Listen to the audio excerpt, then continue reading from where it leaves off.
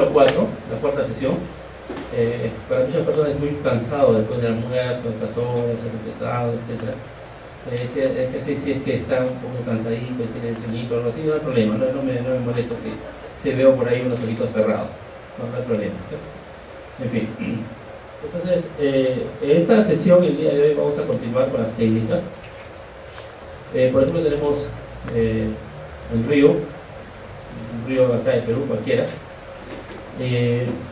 y queremos analizar lo que hay en el sedimento, en las orillas o en la cama del río, o sea, en el sedimento del río en sí, dentro del río, o en las mismas chacras, terreno de cultivo. Entonces hay distintas técnicas para analizar. Cuando empieza el proyecto, la colaboración no solamente se va a dedicarse al río, también el proyecto va a abarcar al agua, el estudio del agua, lógicamente con otros especialistas, ¿no? Yo no voy a saber de parte del agua, puedo ayudar a la colección de muestras, etc., ¿no? Pero aquí hay unas técnicas para esos análisis, ¿no? Para las plantas también, ¿no? Por ejemplo, si alguien me pregunta ahora las plantas, etc., no podría contestarle, ¿no? Porque no me gustaría. Pero en fin, voy a hablar de todas estas sesiones sobre las técnicas de análisis de los sedimentos. Entonces, si queremos saber cuál es la composición mineralógica de un sedimento del río, hay distintas técnicas para saber la composición de los sedimentos del río. Técnicas como fluorescencia de rayos X, difracción de rayos X, que lo vamos a ver acá el día de hoy, en estas dos sesiones, esta sesión y la última sesión que es el jueves. NX que lo hemos visto en las sesiones anteriores, ¿no? Espectroscopía de masas, absorción atómica, etc. Hay distintas técnicas. Cada técnica ocupa es un mundo, cada técnica. Ocupa bastante discusiones, hay bastante literatura al respecto. Hay compendios, libros, tomos, especialistas solamente en una de las técnicas, etc. Nosotros estamos viendo así en forma general, a modo de usuario, etc., ¿no? En fin. Con estas dos sesiones que vamos a hacer de rayos X, no vamos a pretender nosotros ser expertos en la materia de rayos X, una visión general en lo que es la difracción de rayos X, que es una técnica muy empleada y flexible aquí también en el Perú. Hay instituciones en el Perú que utilizan estas técnicas, hay universidades, mayormente en Lima, que usan estas técnicas para hacer la calificación, no solamente de los sedimentos de ríos, también de suelos en general, de rocas, todo tipo de rocas, materiales inorgánicos, sólidos, cristalinos, o a veces amorfos también, y les va a dar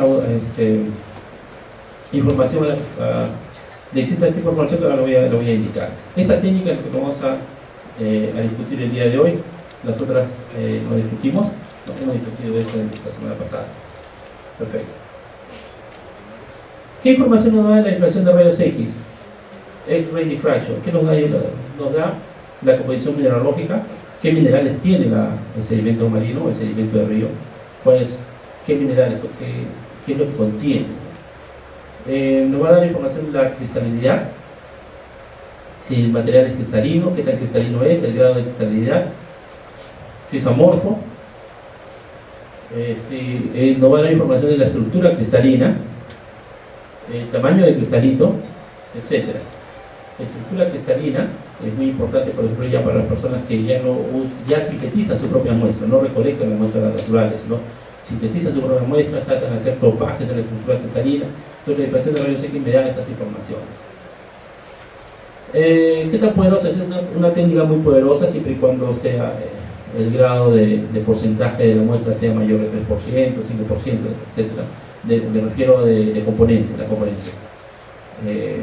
De 100% tendremos, digamos, algo de 50%, no lo sé, de silicio, otro tanto por ciento de aún otro óxido, ¿no? Y un porcentaje de 3% que se pierde quizá en el embargado en la señal, ¿no? Entonces me va a dar hasta cierto grado de qué tan cristalina es, qué tan pura es la muestra, me va a dar la componente mineralógica de la muestra. Nosotros nos vamos a concentrar en la composición mineralógica.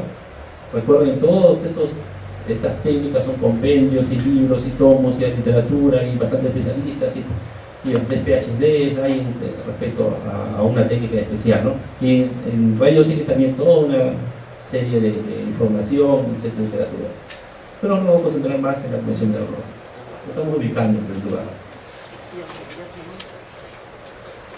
Aquí hay un ejemplo que vamos a entenderlo más adelante, en la siguiente sesión más adelante.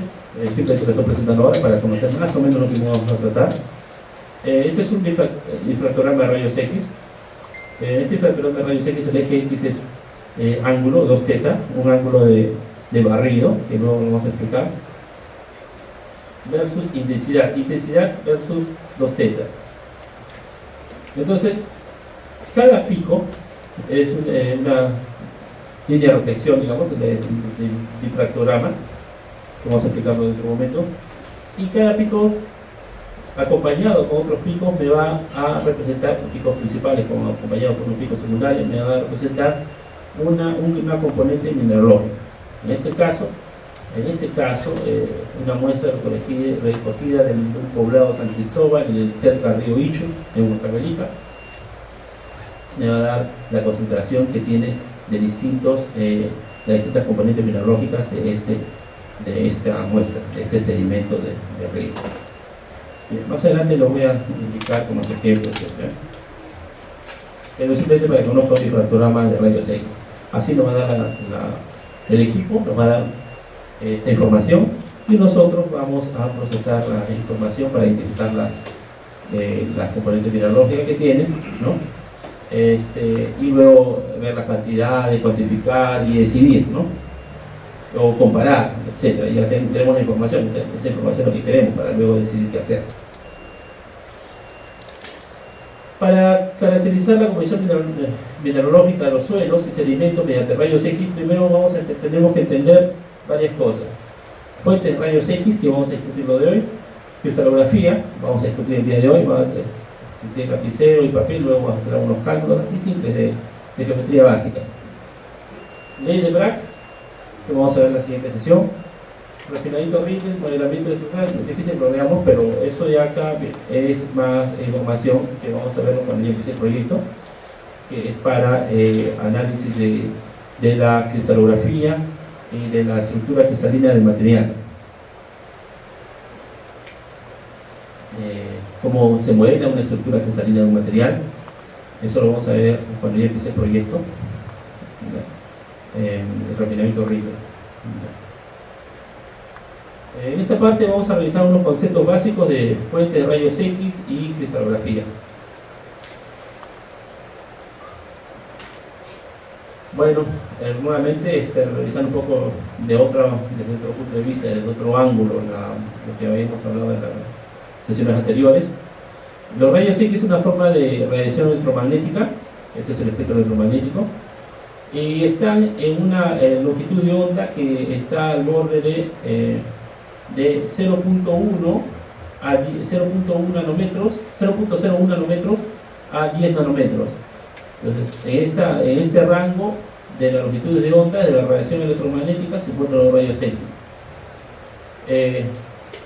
En la longitud de onda, esta longitud de onda, y esta longitud de onda representa una energía determinada, 1 kiloelectronvolts hasta 100 kiloelectronvolts. Bien, estos son, cuando tienen longitud de ondas grandes, mejor dicho, bajas energías de los rayos X, del espectro de rayos X, entonces estamos hablando de rayos X débiles, ¿no? Y rayos X fuertes son cuando están alrededor de 10 kiloelectronvolts de energía, o sea, 100 picómetros de longitud de onda. Entonces, debido a la longitud de onda, bueno, con mayor energía se encuentran los rayos gamma, ¿no? Con menor energía, la luz ultravioleta, y con una energía de 1 electronvolt aproximadamente, y la longitud de onda esta longitud de onda alrededor de la luz visible. Bien, vamos a ver acá. Si tenemos en el rango de las rayos X fuertes, en este rango de 10 kiloelectronvolts a 100 kiloelectronvolts, o sea, de 10 picómetros de longitud de onda de 100 picómetros de longitud de onda a 10 picómetros de longitud de onda, entonces vamos a tener acá las características de que se puede utilizar esos rayos X para distintas aplicaciones. Por ejemplo, para la cristalografía de rayos X, que es lo que nos va a interesar a nosotros, nos interesa esta parte, para caracterizar los materiales, para ver las componentes mineralógicas de los alimentos, etc.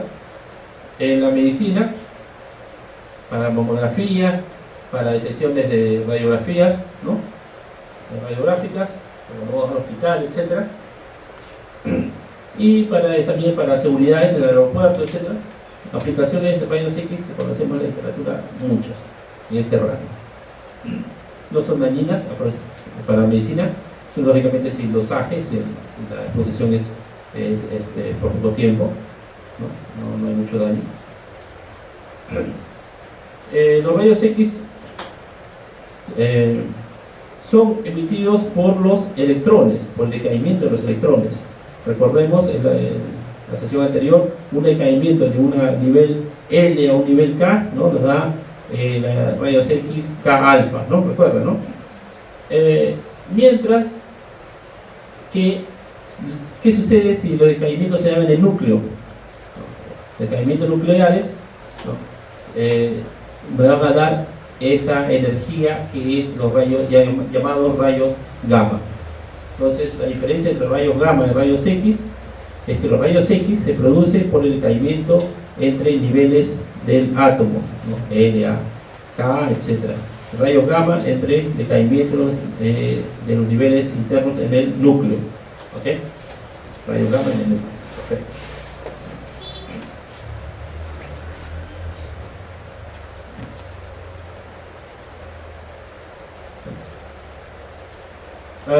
Los rayos X es usado para la creación de imágenes, ¿no? Para la radiografía, para la medicina, etc. Quiero pasar pronto porque el día de hoy tengo bastantes transparencias. También para la fluorescencia, espectroscopía de fluorescencia de rayos X, se genera por una radiación secundaria emitida a los materiales. Y la cristalografía de rayos X, que se debe a la naturaleza de la dualidad de los rayos X, onda-partícula. La historia de los rayos X, quiero pasar un poco pronto por toda esa historia, todo esto, porque tenemos que ver una parte técnica, ¿ya? La historia de rayos X, en 1895, Reuter descubre rayos X. Ganó el premio Nobel. En 1914 fue la primera difracción de rayos X por Laue. Difracción de rayos X del núcleo cristal. Difracción. En 1915 hay una teoría, Bragg propone una teoría que es de Cambridge, propone una teoría, la ley de Bragg, que se llama, que vamos a ver más adelante, ¿no? Es una relación que da entre la longitud de onda de los rayos X, la relación que hay entre la longitud de onda con la distancia entre los cristales interplanares, los cristales. Vamos a verlo más adelante, la siguiente sesión, ¿no? En 1953, Watson y Crick, también en Cambridge, resuelven la estructura del ADN. Después de todos ellos ganaron premio Nobel. Y bueno, y es un momento que le toque a un peruano, a un barranquino, ¿no? Que gane el premio Nobel, que descubra, ¿no? Etc. Ya con el proyecto, ya con la colaboración.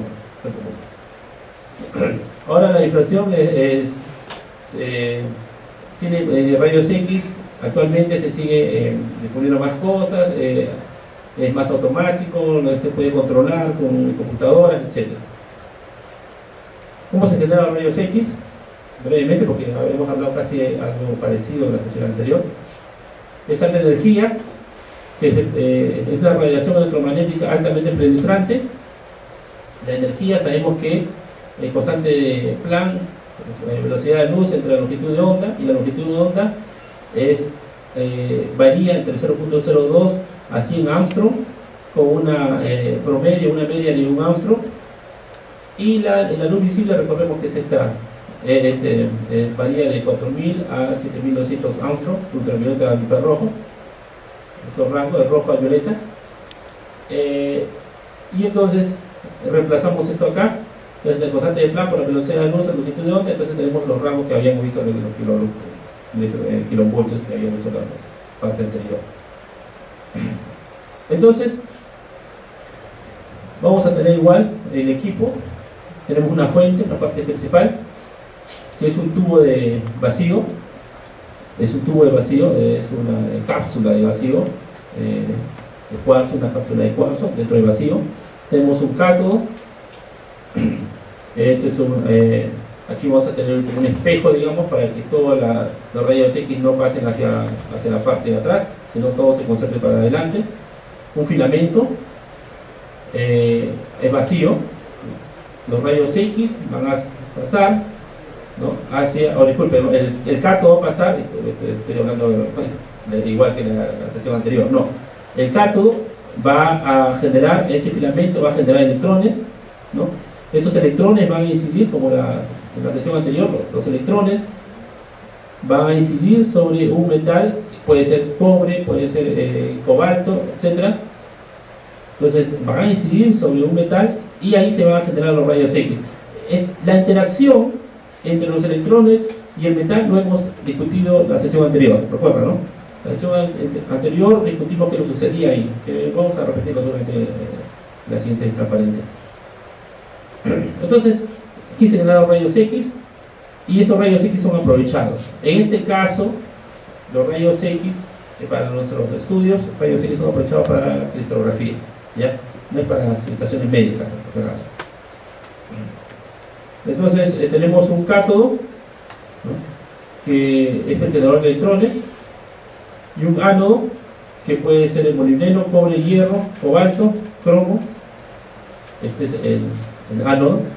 Por lo general, los equipos actuales de difracción de rayos X para laboratorios usan bastante el cobre, un blanco de cobre. Y ese blanco de cobre me va a generar radiaciones de rayos X del cobre, alfa 1, alfa 2, lo vamos a ver más adelante. ¿Se entiende esta parte? Simplemente revisando la sesión anterior, ¿cierto? No es nada del otro mundo. Entonces, cuando la luz se incide, cuando esta luz, los electrones, o la luz o los electrones llegan y interactúan con los electrones aquí del material, en este caso el cobre, hay unos decaimientos que se dan, eso lo habíamos visto en la sesión anterior, ¿no? Hay un electrón en donde se pierde el electrón, ¿no? Este electrón se va porque hay la luz o la energía o la radiación o el electrón llega acá, hay un efecto Compton, sale, una interacción elástica, este señor sale, este nivel se queda vacío, eso lo discutí en la sesión anterior, no hay problema, se queda vacío. Entonces, del siguiente nivel, ¿no?, cae un electrón para ocupar de menor energía. Entonces, al caer genera una radiación K alfa, si es el nivel L, ¿no?, o K beta. Eso lo hemos visto en la sesión anterior. K, siguiente sesión, este es el nivel L, M, N, O, P, Q, etc. Si es el nivel L, cae una radiación K alfa. Si es el nivel M, o bueno, K beta, o L alfa, L beta, etc. Eso hemos visto en la sesión anterior, ¿no? Entonces, K alfa se crea cuando colapsa del nivel L al nivel K. En este caso rayos X, en el caso rayos X. Y K beta se crea cuando hay un colapso del nivel M a K. Y luego, aquí se genera un espectro continuo, en este caso del cobre. Aquí si son si las energías son, por ejemplo, yo estoy enseñando la energía de 20 kilovoltios, 30 kilovoltios, 40 kilovoltios, 50 kilovoltios, etc. Se dan estas energías, ¿no? Este nivel continuo, digamos, ¿no? Sin embargo, ya va a haber una emisión así, aquí, cuando en estas capas de energía, aquí tenemos una intensidad de 20 a 25 o mayor, ¿no?, a esta longitud de onda, ¿no? 30 a 50, aquí sería 37.2 de energía, en el caso del cobre. Ya. Aquí los niveles, aquí me van a dar el K alfa y K beta, dependiendo. Si yo, la longitud de onda incidente es muy viene con una determinada energía, ¿no?, que puede sacar este electrón, o puede no sacar quizá el electrón, puede ser que no saque el electrón, ¿no? Entonces voy a tener determinados puntos, determinadas energías en los cuales se va a generar, este señor va a salir y ahí hay un decaimiento, ¿no? Y ese decaimiento va a ser K alfa, K beta. Y estas son las radiaciones K alfa y K beta del cobre, en los cuales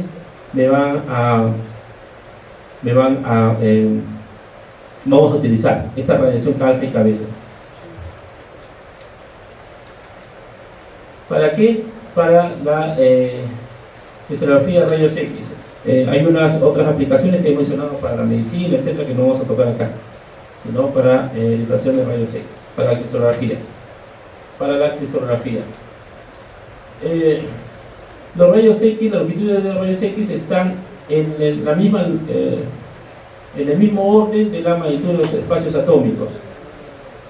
Entonces, la longitud de rayos X, que alrededor es aquí, en el caso del cobre es 1.4 nanómetros aproximadamente. Entonces, esa longitud de onda de los rayos X son alrededor casi iguales al espacio atómico, el espacio, las distancias interplanares de los cristales, Entonces, estos cristales pueden ser se pueden comportar como unas rejillas de difracción. Si nosotros recorremos un poco la óptica geométrica, en el colegio o los primeros años de la universidad que hemos llevado, tenemos, por ejemplo, un frente de ondas planas acá, óptica simple, un frente de ondas planas, y aquí encontramos una rejilla. Esta frente de ondas planas puede ser mecánico, puede ser electromagnético, etcétera, puede ser agua, por ejemplo, olas de agua que están llegando acá, por ejemplo, llegan así, frente de ondas planas. Aquí hay una especie de compuerta, digamos, entonces el frente de ondas se va a comportar de esa manera, ¿no? Aquí, ¿no? Entonces, digamos, si son olas, las olas van a quedar de esta forma, ¿no? Entonces, igual también, entonces recorriendo óptica clásica, por ejemplo, tenemos la luz, llega, tenemos un cuarto oscuro, digamos, ya luz de afuera, ¿no?, solar, etcétera. En este cuarto oscuro hay ciertas rendijas, digamos, unos agujeros ahí.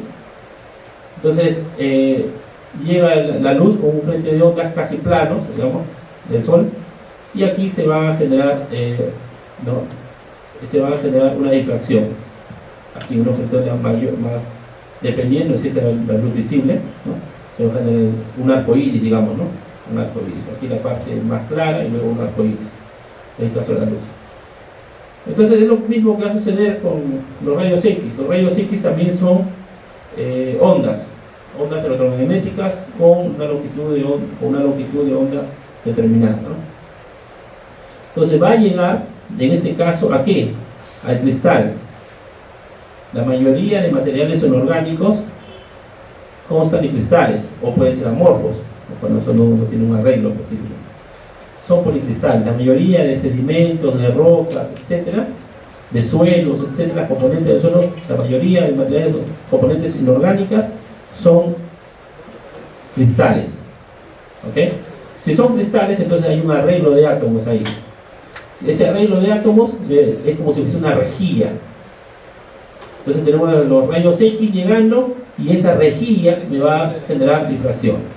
¿Ok? Eso es lo que, y esas difracciones me van a identificar los espaciamientos de esas difracciones, me van a identificar el tipo de rejilla, mejor dicho, el tipo de cristal. Y así vamos a identificar nosotros qué mineral tiene. ¿Ok? ¿Se entiende esa parte, no? Perfecto. Siempre estamos hablando así por cucharaditas, así para que entiendan, ¿no? Por cucharaditas. Entonces, si va a hablar de tipo de cristales, entonces tengo que hablar un poco de cristalografía. y es lo que vamos a tratar el tema de hoy, de ahora también, para completar esta parte: cristalografía, cristales. No se preocupen, es sencillo, no es difícil. Vamos a hablar también por cucharadas. La naturaleza cristalina de los materiales. Un material cristalino se diferencia de un cristal amorfo si es que son del largo, si el arreglo de átomos es a largo, a escala larga, largo alcance. Le estoy mirando mucho el español, disculpen. Entonces, bueno, ahora voy a comenzar a venir más tiempo a Perú, ¿ya? Si es que de largo alcance. Tenemos qué es un material cristalino, qué es un material amorfo, qué es un cristal simple. Un cristal simple, digamos, tenemos un arreglo de átomos, y ese arreglo de átomos se repite a largo alcance. Entonces tenemos un monocristal, un arreglo. Si se repite solamente a corto alcance y luego hay otro arreglo distinto, entonces sería policristalino. Ya. Un material amorfo tiene es de muy corto alcance, pequeñísimo. El empaquetamiento de átomos y moléculas, los iones de un cristal, ocurre en simetría de una manera que se puede repetir. Hay una repetición en el arreglo de los átomos. Aquí hay algo muy importantísimo que sería bueno mencionarlo. Imaginemos un arreglo de átomos, un cristal, que saquen acá una. Aquí, por ejemplo. Ahí les voy a indicar nuestro. ¿Ya? Vamos a tener, por ejemplo, estas redes, ¿no? Y en esta red tenemos un arreglo en este punto R. Si nosotros ponemos aquí puntos, y en esos puntos ponemos los átomos, digamos, los puntos, aquí, en estos puntos R, en estas posiciones R, y luego comenzamos a ver la periodicidad, buscamos alguno de esos cuadros o celdas en los cuales se repitan, como en este caso, por ejemplo, ¿no? Se repiten. Cada una de esas celdas se llama celdas unitarias, ¿ya? Celdas unitarias. Y todo eso hace una red cristalina. Si esto de acá se repite, como hasta el infinito, si esto de acá, este arreglo se repite hasta el infinito, y abajo, y arriba, para todos lados, y en el eje Z, o sea, perpendicular a la pantalla, y hacia atrás de la pantalla también, tenemos una red cristalina, ¿ya? Eso no es problema. En este caso sería un material cristalino perfecto, que no existe. No hay material cristalino perfecto, no existe. No, hay muchos que son cristalinos cuasi perfectos, pero no existe el perfecto, ¿no? El diamante, por ejemplo, ¿no? Porque puede ser bien caro, ¿no? Entonces, pero hay materiales, todos, inclusive el diamante, no es perfecto. Hay siempre alguna falla por ahí, una dislocación, una impureza, hay un desarreglo en algún punto. Entonces, no existe material cristalino perfecto. Entonces, si nosotros tenemos por aquí, este de acá está desordenado, digamos, este está por este lado, aquí un mamarracho tenemos acá, digamos, ¿no? No tenemos todo, aquí está todo ordenado, ¿no? No tenemos un mamarracho. Entonces, si tenemos un mamarracho ahí, digamos, entonces sería un material amorfo, ¿cierto? Ahora, una cuestión. ¿Usted cree que existe el amorfo perfecto? No, tampoco existe.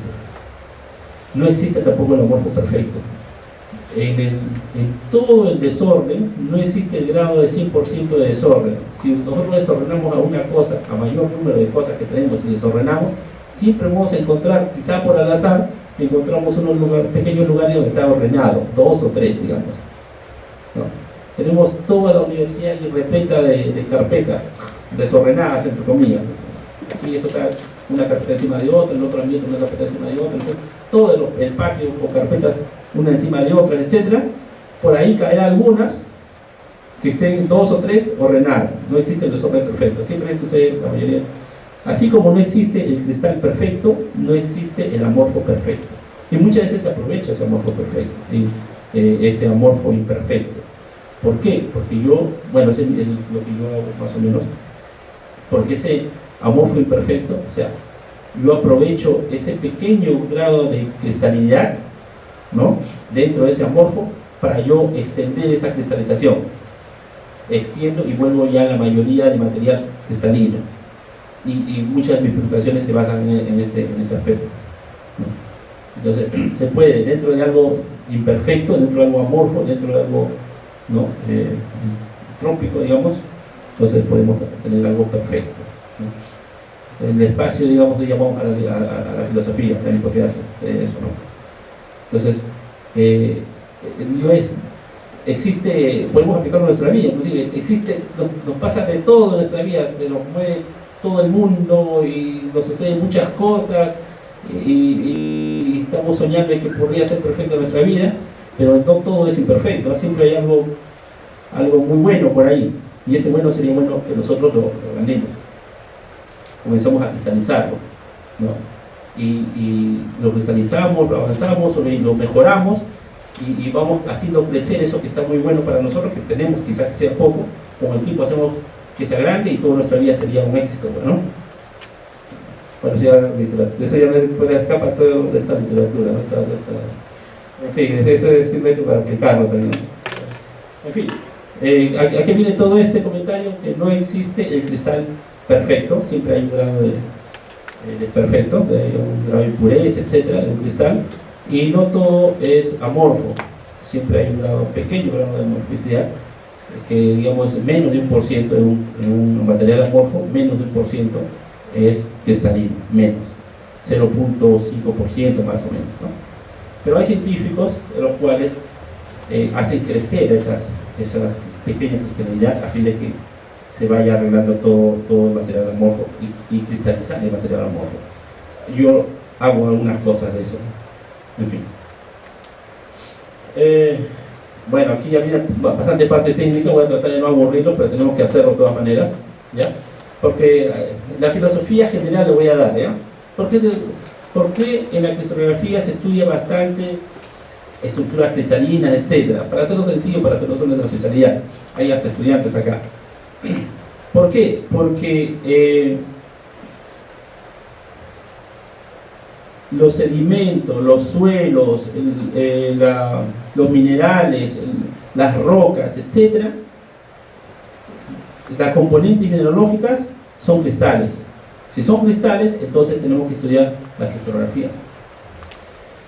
Pero voy a hacerlo de manera casi sencilla, ¿no? Bien, sí, a ojo de pájaro también. Son 7 sistemas cristalinos: cúbicos, tetragonales, ortorrómbicos, monoclínicos, triclínicos, romboedrales, trigonales y hexagonales. En los cúbicos, todos los lados son iguales, A, B y C son iguales en el cúbico, A, B y C son iguales, y todos los ángulos internos son 90 grados, ¿no? Alfa, beta y gamma, alfa es este de acá, beta es este de acá y gamma es este de acá, o sea, el X eje X con eje Y, o sea, A y B forman alfa, B y C forman beta y A y C forman gamma. Todos los ángulos son 90 grados. En el tetragonal hay uno que es distinto, que es el C. El A y B son iguales, pero el C es distinto. Y todos los ángulos son 90 grados. En el ortorrómbico todos son desiguales, A, B y C son distintos. Y los ángulos son 90 grados, ¿ya? El monoclínico y así. Todas las condiciones para todos los 7 sistemas cristalográficos existen, ¿ya? Entonces, todos los materiales, todos los minerales caen en alguno de esos 7 sistemas cristalinos, en alguno de esos 7. Bien, en general son requeridos 6 parámetros para definir la celda unitaria. ¿Cuáles son? El A, B y C, los lados y los ángulos alfa, beta y gamma. Con esos 6 parámetros podemos definir nosotros la celda unitaria. A, B y C son vectores. Entonces recordamos la física de vectores: un vector B, vector C, ¿no? Que van a tener lógicamente longitud y dirección, ¿no? El ángulo A y entre A y B sería alfa, lo hemos mencionado, ¿no? Entre B y C sería beta y A y C sería gamma, ¿no? Bien, cumple el sistema cíclico, o sea, de tornillo.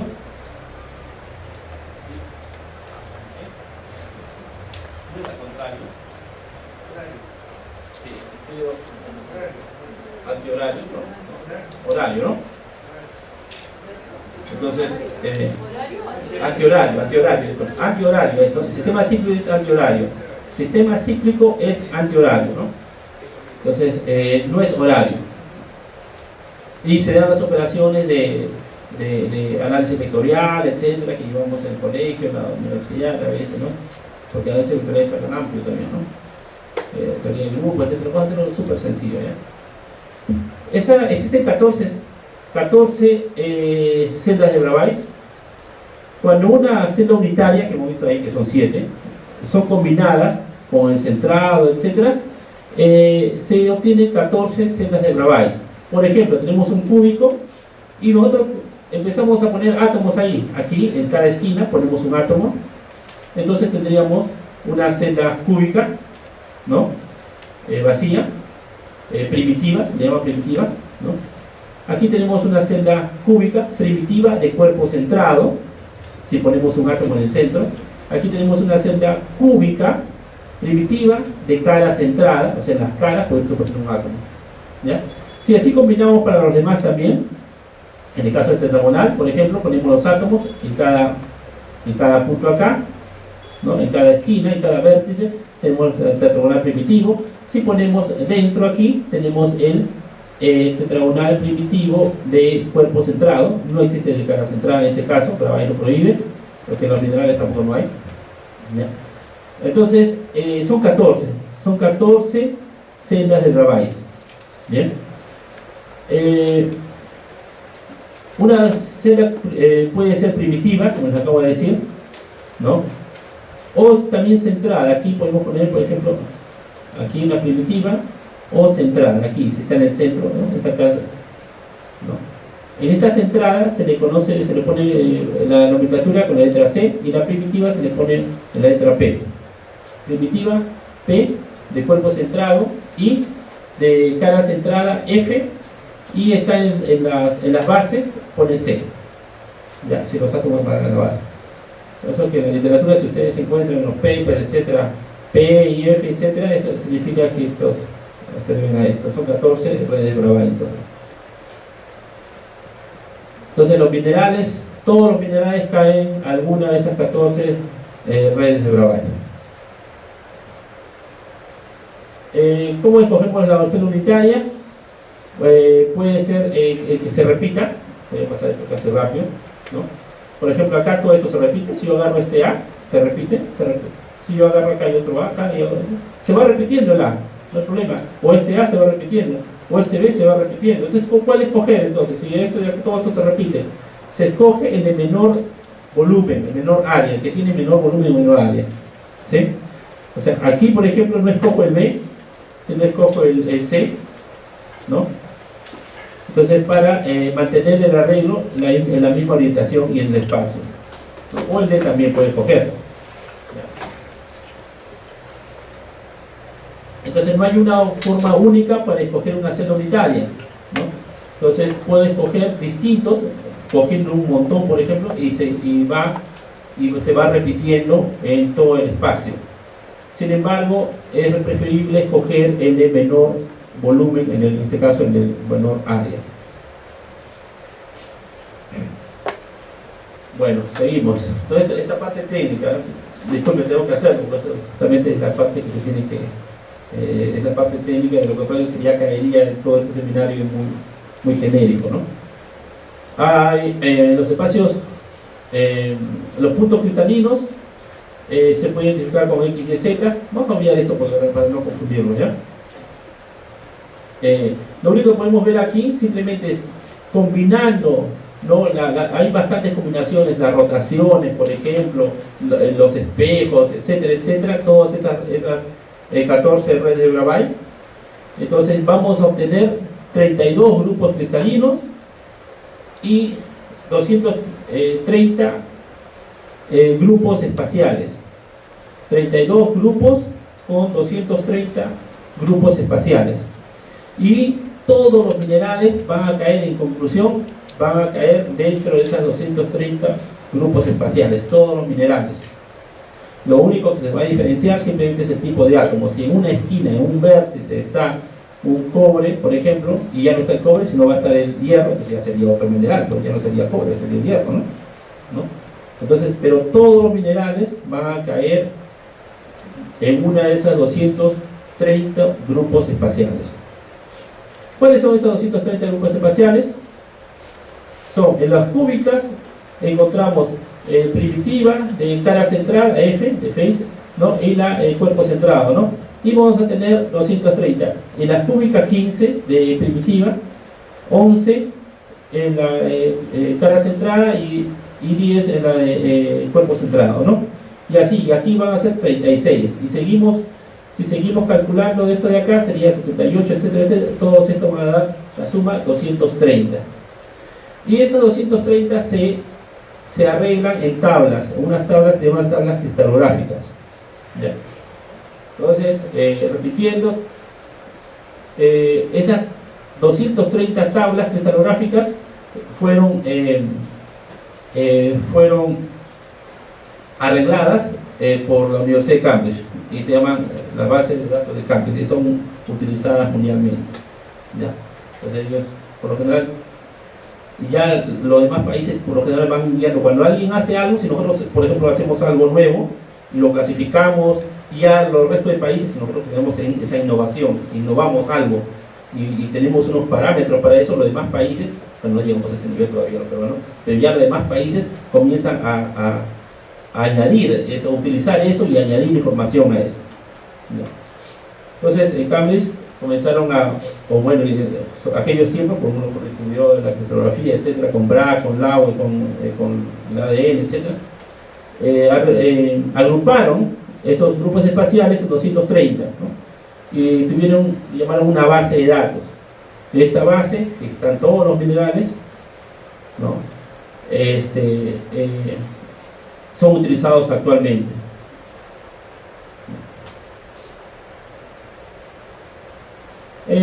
Entonces, el grupo espacial, la determinación del grupo espacial es un paso importante para conocer, para determinar la estructura cristalina de un mineral. Ahora vamos a ver qué son los índices de Miller y qué son los planos cristalinos. Los índices de Miller y los planos cristalinos. Los planos cristalinos son estos. Tenemos un cristal, por ejemplo. Si tenemos aquí, en este cristal tenemos A, B y C, cortamos a la mitad a cada uno de ellos. Entonces vamos a tener en este plano que corta sombreado, vamos a tener un plano aquí, en esta recta, estas tres rectas que están acá, uniendo estos puntos del medio de A y B y este punto vértice de C, va a formar un plano. A este plano se le llama 221. ¿Y cómo yo puedo determinar por qué lo llamo 221? Ahora vamos a ver en la siguiente transparencia, ¿ya? No se preocupen, ¿ya? Igual, aquí, si yo a este cristal como un tercio, un medio, un cuarto, aquí vamos a tener, a este plano se llama 3, 2, 4. Eso vamos a calcularlo con ustedes, eso lo va a hacer con su lapicero, vamos a ver la siguiente transparencia, ¿ya? Son definidos, entonces estos planos cristalinos son definidos como intercepciones en el cristal de la celda unitaria. Y lo que vamos a hacer simplemente es hallar las inversas de estas de acá, de estas coordenadas, de estos interceptos, ¿no? Entonces, aquí en A, por ejemplo, los interceptos son un medio y uno, ¿no? O sea, un medio y un medio, y aquí es uno, ¿no? Entonces, el índice de Miller va a ser 2, 2, 1. Vamos a ver mejor con los ejemplos, ¿ya? Y a ver si sacan su lapicero y su papel, y ahí vamos a entenderlo, ¿ya?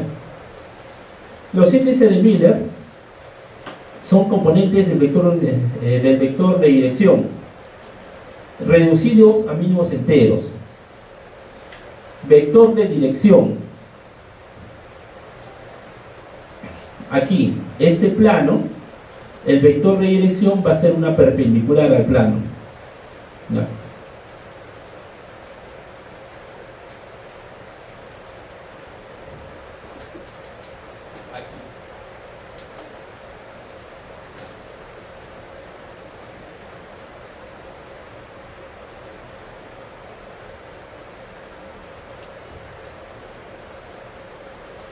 simplemente trazo un vector paralelo a cada plano y ese es el vector de dirección. Y ese vector de dirección se le llama índice de Miller. El índice de Miller son entonces componentes del vector de dirección, ¿no? Ese vector de dirección, lo que voy a hacer es descompongo en el eje X, Y y Z, y esos componentes X, componente Y y componente Z son los llamados índices de Miller.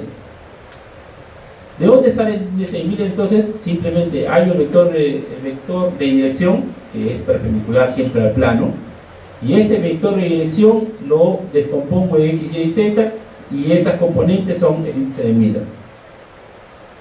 Aquí, por ejemplo, el índice de Miller se representa por VW.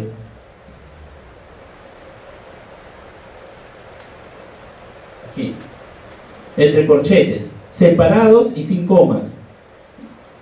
Y en caso de que haya un número negativo, se denota con una línea en el índice, aquí arriba. Veamos, por ejemplo, acá. Aquí tenemos 1, 1, 1. Aquí, en X1, en Y1, en Z1. 1, 1, 1. Aquí, 1, 1, 2. En X1, en Y1, en Z2. ¿Cuántas zetas unitarias acá? Una, acá, 1, 2, ¿no? Aquí, en este caso sería menos 1, 1 y 2. Ahora vamos a ver por qué luego, ¿eh? Y aquí sería 0, 1, 2, etc. Ahora vamos a ver los ejemplos, ¿eh? ¿Por qué negativo, etc.? En los índices de Miller, entonces vamos a tener esto, representación de la direcciones. Vamos a tener en cuenta que si tenemos el VW entre paréntesis, vamos a representar a un plano determinado. Entre corchetes vamos a representar a una familia de planos. Aquí, en estas brackets, ¿cómo llamamos estos? Bueno, corchetes se llama esto, ¿no? No, estos son llaves. Entre llaves sería una familia de planos, entre corchetes una dirección, y entre mayor y menor conjunto de direcciones. Recuerda que es una dirección ángulo, ¿no? ¿Borramos? A ver, si sacan su lapicero y su papel, vamos a trabajarlo juntos, ¿ya? Y es sencillo, no es nada difícil. Y ya queda para ustedes y ya lo conocen para siempre. Cuando vean la literatura, cuando vean un paper, etcétera, ya lo saben por siempre ustedes, ¿ya? ¿Cuáles son los pasos a seguir? Memorizamos esto, lo apuntamos. Primero elegimos un origen de coordenadas. Luego restamos las coordenadas para obtener la longitud en 3 coordenadas. O sea, el destino menos el origen. Destino menos origen. Con dos hormigas. Luego, estos 3 números se multiplican o dividen por un factor común para eliminar fracciones y además se multiplican. Es como, digamos, calculamos el mínimo común múltiplo para hacerlos enteros, ¿no? Finalmente se describen los índices dentro de los corchetes sin separar por comas y poniendo los negativos indicando las líneas sobre este índice. Vamos a verlo, vamos a ver como ejemplo, porque acá mucho palabreo y no hay ejemplo. Vamos a ver como ejemplo, ¿eh? Aquí, sencillo. Vamos al ejemplo 1. Veamos algún plano, por ejemplo, en la dirección de la figura. Este vector rojo es la dirección de un plano, por si acaso. Esta es la dirección de un plano. Recuerden que es perpendicular, ¿no? Perpendicular. Entonces queremos encontrar el VW. Entonces, ¿cuál es el destino? Escribamos, el destino es, en X es 1, ¿sí o no? En Y es, y en Z, ¿no? En Z es un medio. Entonces en X es 1, en Y sería 1 y en Z sería un medio, ¿sí o no? ¿Cuál es el origen? 0, 0, 0, ¿cierto? Ahora lo que hacemos es restar. 1 menos 0, 1. 1 menos 0, 1. 1 medio menos 0 es 1 medio, ¿cierto? Y ahora lo que hacemos es multiplicar por un entero para volver a todos enteros. 2. 2 por 1, 2. 2 por 1, 2. Y 2 por 1 medio sería 1. Entonces esto de acá, la dirección sería, el VW sería 2, 2, 1. Así se halla. ¿Ya? Entonces, si recorramos, es lo que hemos hecho acá, ¿no? Elegimos el origen de coordenadas, restamos el destino menos el origen de coordenadas, Una vez que restamos, hemos hecho eso, multiplicamos o dividimos por un factor para volverlos enteros, ¿no? Y luego, si es que hay un negativo, se le pone arriba. Simplemente es eso. Entonces, eso es lo que hemos hecho, ¿no?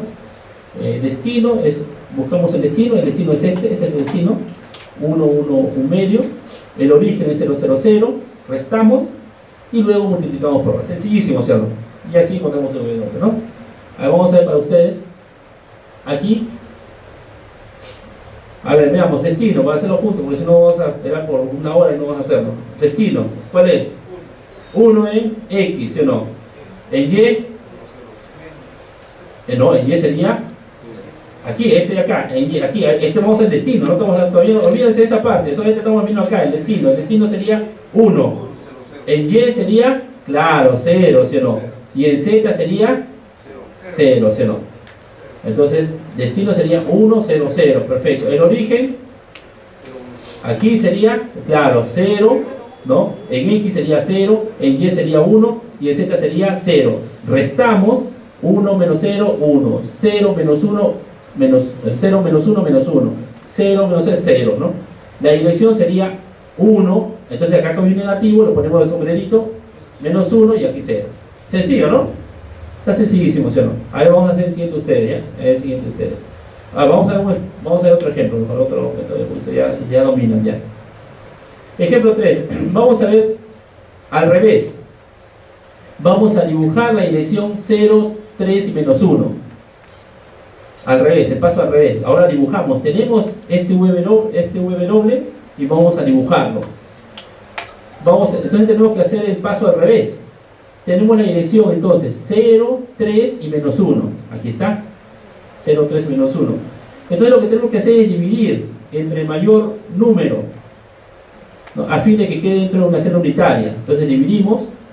Aquí tenemos entre el mayor. Aquí está el mayor, ¿no? Entonces 0 entre 0. 0 entre 3, digamos 0, ¿no? Bueno, o sea, llevarlo al límite por si acaso, llevarlo al límite, ¿ya? Para que no decir, no, 0, ¿cómo es que 0 entre 3 es 0? ¿No? Entonces llevarlo al límite, ¿ya? Todos, ¿no? Y 3 entre 0, no tirando al infinito, ¿ya? Por si acaso.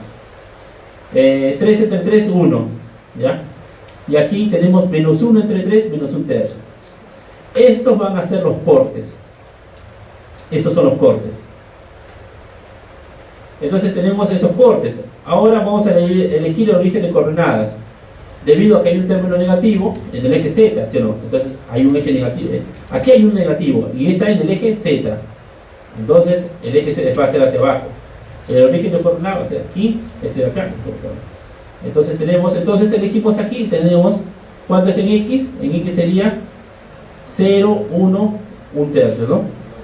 Entonces sería 0 en X, o sea, dentro de este plano, ¿no? En Y sería 1 aquí y menos 1 tercio aquí. Esto sería, hemos representado aquí, ¿no? A ver. Vamos a calcular el cálculo de los índices de Miller de planos de celdas cúbicas. ¿Cuáles son los pasos a seguir? Los pasos a seguir son los siguientes. Vamos a elegir bien el origen de coordenadas. Por lo general se elige acá, ¿no? Por lo general, a veces no. Cuando hay puntos negativos, por lo general no. Veamos. Si es que el plano está en el origen elegido, entonces se traza un plano paralelo con una adecuada traslación dentro de la celdilla unitaria, o se escoge un nuevo origen en otro vértice de la celdilla, o de la otra celdilla unitaria. Recordemos que ahora lo que vamos a hacer es el índice de Miller, ¿eh? De los planos. Y recuerda que es el índice de Miller. Ahí hemos visto acá, y me acerqué a la pantalla y lo dibujé todavía, ¿no? Son las perpendiculares a los planos, ¿no? Son las componentes rectangulares del vector de dirección. ¿Cuál es el vector de dirección? El vector perpendicular a cada plano. Nuevamente, no se olvide. Perpendiculares a los planos. Un vector perpendicular a cada plano. Entonces, ese vector perpendicular lo descompongo en X, Y, Z, esos son los índices de Miller, ¿ya? ¿Entienden, no? Recorremos, ¿no? Removiremos todo. Entonces, en cada plano, un vector perpendicular a ese plano ese vector descompongo en x, y, z. Esos x, y, z son los índices de Miller. Sencillo, ¿no? Es lo más sencillo posible que lo puedo decir de esa manera, ¿ya? Entonces, aquí, un vector perpendicular a ese plano, ¿no? Descompuesto en el eje x, y, z. Esos son los índices de Miller. Pero aquí hay un problema. Cuando pasa por el origen, y aquí justamente está, por eso tenemos que elegir bien el origen de coordenadas. En este caso está pasando por origen, por aquí está pasando. Entonces aquí trazamos otro. ¿Qué sucede cuando pasa por el origen? Trazamos otro plano paralelo con una adecuada traslación dentro de la celda unitaria, o se escoge un nuevo origen u otro vértice. Lo primero que tenemos que hacer. El plano cristalográfico o bien corta o bien es paralelo a cada uno de los tres ejes. La longitud de los elementos se determina por los parámetros HKL, así. Se escriben los números inversos de estos valores, o sea, la inversa de estos, ¿no? Un plano paralelo al eje, a un eje se considera que corta en el infinito. Entonces, si tenemos un plano paralelo a un eje, entonces vamos a decir, ese plano va a cortar en el infinito, por si acaso. Por lo tanto, el índice 0. Recorremos esa parte, ¿eh? Esos tres números se multiplican o dividen por un factor común, como en el caso anterior, ¿no? Finalmente se escriben los números juntos enteros dentro de un paréntesis y se separa, sin separar por comas, y poniendo negativos hacia arriba como sombreritos, ¿no? Recordar que nunca se simplifica, ya que no es lo mismo un plano 2, 2, 2 que el plano 1, 1. No simplificamos, porque luego vamos a ver los diagramas de rayos X, vamos a ver que estos dos planos, 2, 2, 2 y 1, 1, 1, son distintos, no son lo mismo. Muchas veces pueden decir, 2, 2, 2, es 2 veces 1, 1, 1. 2 veces 1, 1, 1 es el mismo plano. No, son distintos en este caso, ¿ya? Y eso los rayos X nos hace muy importante. Aquí, por ejemplo, ejemplo 1, porque por lo general muchas palabras no se entienden mucho. Vamos a ver acá. Vamos a ver el plano del ejemplo que habíamos puesto, ¿no? Aquí. Entonces, aquí está pasando por el justo, somos tan piñas, digamos, que está pasando justo por el origen de coordenadas. Hacemos que no pase por el origen de coordenadas, simplemente trasladamos el origen de coordenadas a otro lado, por ejemplo, aquí. Trasladamos el origen de coordenadas aquí. Entonces, este va a ser mi punto de referencia, este es mi sistema de referencia. Recuerda que el sistema de referencia, como decía Einstein, yo puedo ponerlo donde yo quiero, donde el observador. Aquí, está aquí inicialmente, no, yo quiero observarlo de otro punto. En este caso, yo estoy acá en el puntito, puedo hacer mi punto de referencia acá. No puedo trasladar ese punto de referencia. Los cristales van a seguir siendo los mismos, solamente visto de otro ángulo, ¿no? De otra perspectiva, me refiero. Aquí, traslado mi punto de referencia. Esto va a ser el punto de referencia X, Y, Z, ¿no? Aquí, traslado. Entonces, traslado mi punto de referencia X, Y, Z. Y aquí tenemos el plano que me están preguntando, los índices de Miller. ¿Qué hago? Primero veo, como habíamos dicho, vemos los cortes, ¿no? Vemos los cortes, luego se divide, etcétera, etcétera, ¿no? Los inversos, ¿no? Los cortes en X, ¿cuál es el corte en X? En X es... En X, este es X, este es X. ¿Corte en X? No. Estamos diciendo que si no corta, se unen en el infinito, dice. Un paralelo al eje se considera que corta en el infinito y por lo tanto el índice es 0, ¿no? Entonces, vamos a ver, los cortes van a ser entonces en el infinito, en Y va a ser menos 1, ¿no? En Y menos 1, acá está, este es Y. Entonces, ¿dónde corta el Y? Este es el eje Y, aquí corta en menos 1. Y en Z es paralelo en el infinito. El inverso, 1 entre infinito, 0 al límite, por si acaso, porque ahorita me van a denunciar seguramente. ¿Cómo es posible que esté diciendo un investigador que 1 entre infinito sea 0? No. Vamos a llevar al límite, ¿ya? 1, el límite, 1 entre infinitos, convención, ¿no? 0, ¿ya? No es 0, tiende a 0, ¿ya? 1 entre infinitos tiende a 0, o sea, ponemos 0, ¿ya? 1 entre infinito, 0, ¿ya? 0. 1 entre menos 1, 1 entre infinito, 0, ¿no? 0. Entonces, ahora ¿qué hacemos? Quitamos las fracciones, no hay fracción que quitar acá, porque todos son enteros. Y tenemos 0, menos 1, 0, y simplemente lo ponemos aquí, este menos 1, como sombrerito entre paréntesis. Sencillo, ¿no? Sencillo. Ya. Se entendió esta parte, ¿no? Seguimos. Para otro ejemplo. Ejemplo 2, aquí, un problema un poquito más difícil. ¿Qué hacemos acá? Un ejemplo. Elegimos un origen de coordenadas, ponemos acá el origen de coordenadas, por ejemplo. Aquí está, X, Y, Z, X, Y, Z, aquí. Entonces, en X, ¿cuánto sería? En Y, ¿cuánto sería? Y en Z, ¿cuánto sería? En X sería, claro, menos, ¿no? Negativo, ¿no? En Y sería positivo, 1, y en Z sería negativo, ¿no? Vamos a ver aquí. Si hemos elegido este eje de coordenadas, sería aquí. En X sería negativo, ¿no? Menos 1. En Y sería positivo, sería 1. Y en Z sería menos 1/2, ¿no? Esos son, se hallan los vértices, eso es lo que habíamos puesto el primer paso, ¿recuerdan, no? El primer paso, hallamos los vértices, ¿no? Elige bien el origen, ya. Cada uno de longitudes se corta bien, o bien el plano o bien corta o bien paralelo, entonces la longitud es este de acá, ¿no? Entonces, calculamos acá los cortes, aquí sería en X menos 1, en Y 1 y en Z menos 1/2, ¿no? Aquí está. El inverso de esto de acá, ¿cuál es el inverso? Menos 1, 1 y el inverso acá sería menos 2, ¿cierto? Todos son enteros. ¿Hay que quitar fracciones? No, no hay que quitar fracciones, entonces sería lo mismo. Entonces se pone entre paréntesis y tenemos menos 1, aquí el de sombrerito, el menos se pone el sombrerito y aquí el menos se pone el sombrerito acá. Estos son los índices de Miller. ¿Por qué estamos haciendo tantas estas cosas? Ahora les voy a explicar por qué, ¿ya? Ejemplo 3, vamos a ver al revés, ahí para terminar esta parte.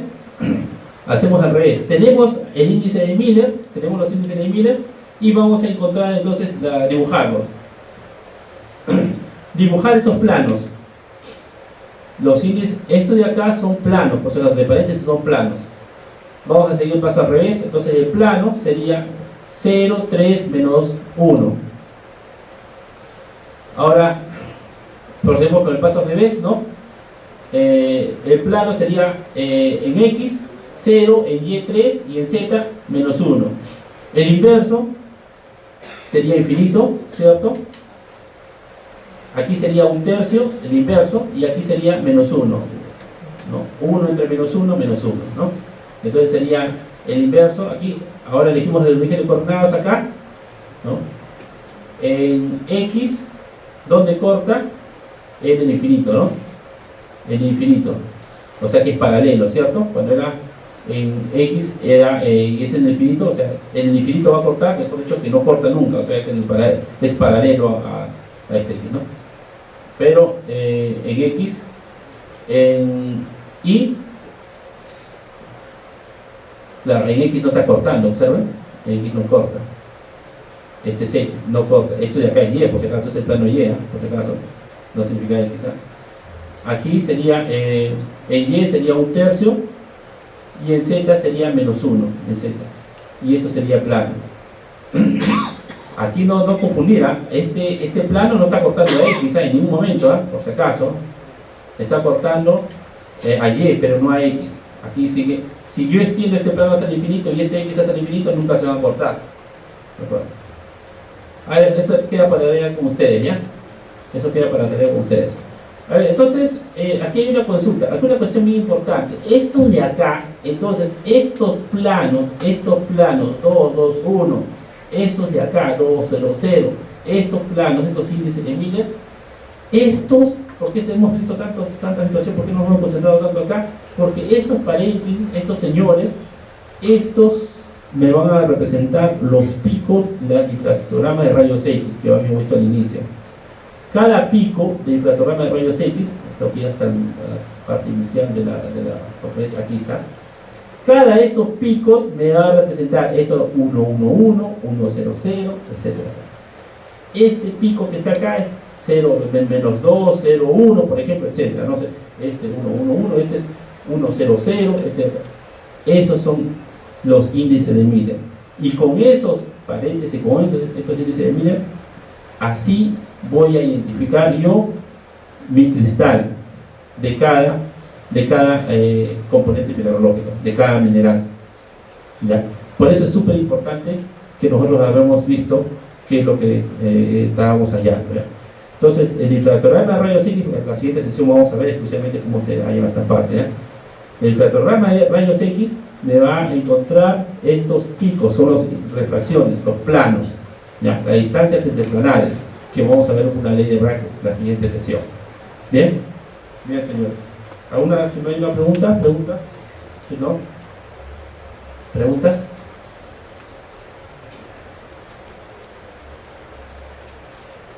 Y no se olvide hacer la tarea, lo voy a poner esta es la tarea, ¿sí? Bien. ¿Preguntas?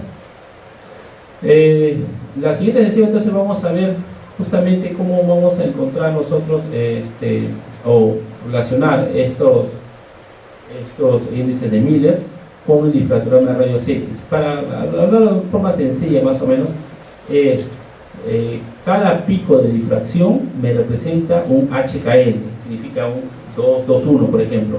¿Qué quiere decir? Para entenderlo mucho mejor, aquí tenemos un cristal cualquiera, aquí hay un átomo de hierro, un átomo de oxígeno, no sé, cobre, no lo sé, aquí en otro punto, así, etcétera, etcétera, y aquí hay otros átomos, etcétera, o en el centro hay un átomo, no lo sé. Total, es un cristal aquí, de un mineral cualquiera. Entonces, este plano es el plano 221. Vienen los rayos X, se va a difractar aquí, y estos planos son las difracciones. Esos picos que están saliendo del difractograma me van a representar o este plano, o este plano, o este plano, uno de esos planos. ¿Ya? Y así voy a identificar, entonces aquí este plano significa esto, y ese plano justo cae, esa distancia interplanar justo cae con el óxido con el óxido de hierro, F2 o 3, no lo sé, o justo de tal mineral, justo cae con eso. Y es que así que el equipo o la cristalografía, así se identifica cada componente mineralógica de la roca, del mineral, ¿no? del cuarzo, no lo sé, ¿no? O sea, así se identifica, ¿ya? Eso es más o menos otro modo para entender, ¿sí? Perfecto. Bien, muchachos, entonces nos estamos viendo la próxima sesión, que es el día jueves 12 de la mañana, y con eso terminamos, ¿ya? Gracias, mi amable.